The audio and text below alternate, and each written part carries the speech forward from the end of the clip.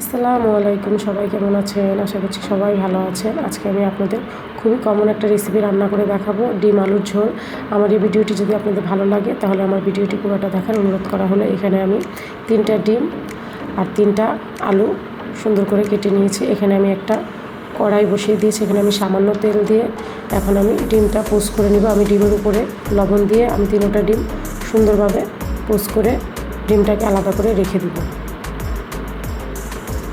আমি ডিমটাকে হালকা করে ভেজে নিয়েছি। এখন আমি একটা প্যানে তেল দিয়ে দিয়েছি। তেলটা গরম হলে আমি এখন এখানে সামান্য হলুদ আর লবণ দিয়ে তেলের সাথে ভালোভাবে মিশিয়ে নেব। এখন আমি কেটে রাখা সেই আলুগুলোকে এখন আমি ফ্রাই করে নেব।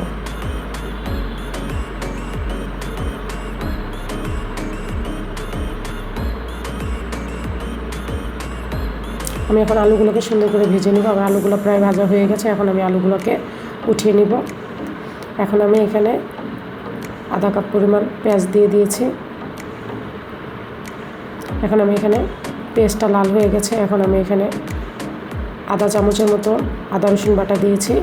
এখানে আমি 1.5 চামচের মতো মরিচ গুঁড়া, 1 চামচের মতো হলুদ গুঁড়া, 1 চামচের মতো ধনিয়ার গুঁড়া আর সামান্য জিরার গুঁড়া দিয়ে আমি মশলাটাকে একটু ভেজে নিয়ে এখন আমি এখানে সামান্য পানি দিয়ে দিলাম।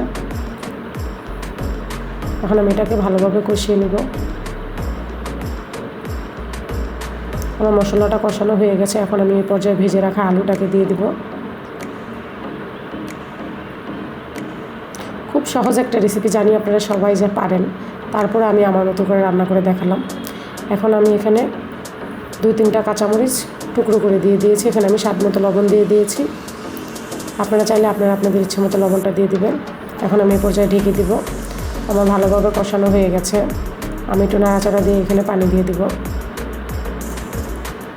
আমি এখানে 1 কাপ পানি দিয়ে দিয়েছি।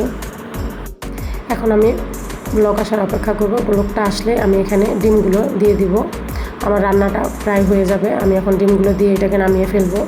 আমার এই রেসিপিটি যদি আপনাদের সবার ভালো লেগে থাকে তাহলে প্লিজ আমার ভিডিওটিকে লাইক, কমেন্ট, শেয়ার করবেন। আমার চ্যানেলটিকে ফলো করবেন। আমার চ্যানেলে সাবস্ক্রাইব করে দেবেন।